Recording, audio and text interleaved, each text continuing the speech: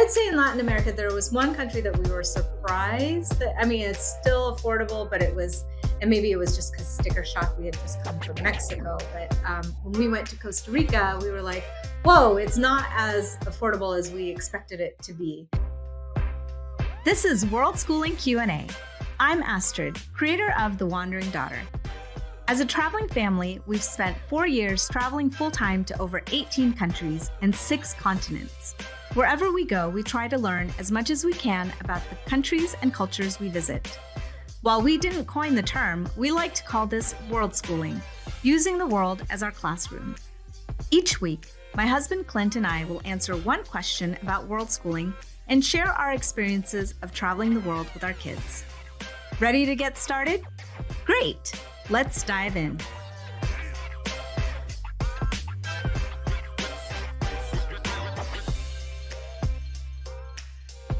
Okay, this week, the question that we're answering is, are there specific regions of the world where world schooling is more affordable? All right. Well, this is a good question. I think this is a common one that people, especially people that live, families that live in westernized countries like the United States or Just Canada, more expensive or more countries in expensive. general. Yeah. This comes up a lot. And so, yeah, what would be the first, I guess, region? And we want to say regions because I think it's more than just countries. And there may be a part of a country that is that is a little bit more affordable, or there may be a bunch of countries that's more affordable within a specific region. So, yeah. Yeah. And I guess the other caveat is like affordable is relative to for people, you know, and for us, what we say affordable is like we're able to have a comfortable life, a comfortable lifestyle where we can do activities and have like eat at restaurants, stay at places without feeling like it's a major stress on our budget. So I think it's probably a good point to also acknowledge the privilege that we have in that, and that comfort, or what we consider affordability, is largely due to our income based in the United States. Yeah, we have U.S. dollars. Yeah. And that goes towards the constant theme that we are always stressing is ethical and responsible travel. And part of that is recognizing that we are traveling with privilege, and that when we are in other countries that are affordable to us, it does not necessarily mean that it is not affordable for the people living there, or if there's economic challenges in those countries as well. Yeah. So it's just it something doesn't mean that it's necessarily affordable for them. Yeah, exactly. Yes. Yeah. So having said that, where would be a region you would want to say? I think the first one is Southeast Asia. We've been to several countries in Southeast Asia. We spent a lot of time in Indonesia, but we've also visited Vietnam and the Philippines. The one country in Southeast Asia that's an exception is Singapore, because I feel like that country is like more expensive than the rest of the region. But in general, I think your dollar can go a long way if you're traveling through Southeast Asia. I agree. And it's no secret Southeast Asia is a hotspot for digital nomads and world schooling families. Look up any digital nomad or world schooling family group, Facebook group in Southeast, or blog or anything in Southeast Asia is often touted. Countries like Thailand, Vietnam, Philippines, Indonesia, those are all very popular destinations. I think the one I would want to say is Latin America. Yep. Latin America is great for a number of reasons. Its affordability for us is really nice. It's also very diverse as far as where you go. Countries such as Paraguay versus Colombia versus Mexico versus Peru can be drastically different. Costa Rica, for example. But the other thing, unless you're in, say, Brazil, the other thing is if you're Spanish speaking or learning to speak Spanish, you have a huge, huge region that you can travel to and practice your Spanish. Yep. So it's great. And, depending where you go in certain areas of those countries, of those regions, the affordability is going to vastly change. Paraguay, for example, is fantastic place to visit, but it's not a heavy tourist destination. Yeah. So prices and things are going to be less, but you're also going to not have as many kind of things to do or traditional Right. kind of support that you would have in, say, other places like Mexico. Mexico is great, but depending where you're at, you're also affordability is going to be less. So, say That's true. Puerto Vallarta or Cabo or Cancun, those places are going to be more expensive. Because they're Drastically. popular with tourists and Mhm. vacationers. Yeah, Yeah. yeah, and that's across everywhere. I mean, Yeah. across in Southeast Asia, everywhere we've mentioned, you're going Yeah. to have regions like Yeah. that.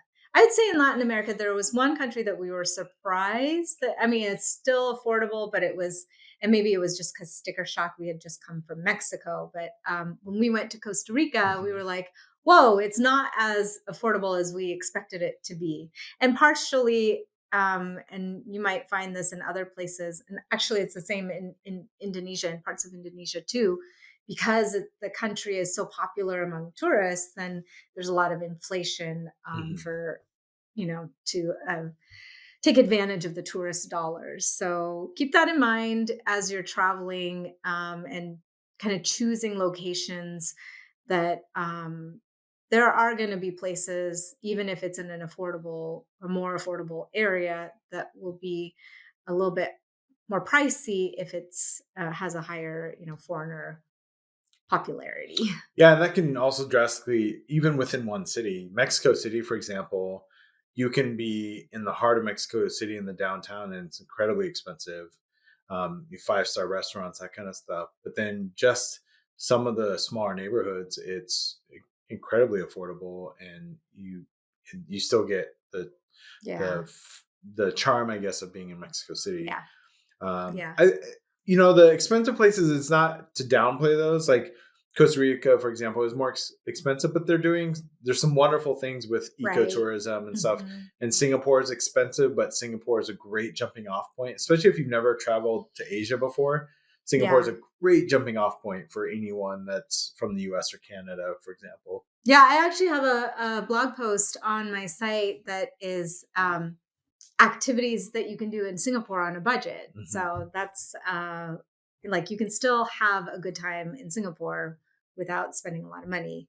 Um, Speaking of my blog, I like to be transparent with the money that to help people like understand like how much it costs to travel in Mhm. places. So I have an article that lists out like how much it costs to spend 1 month in Mexico, and I have one similarly for Indonesia. So I encourage you to check those two articles out on my website.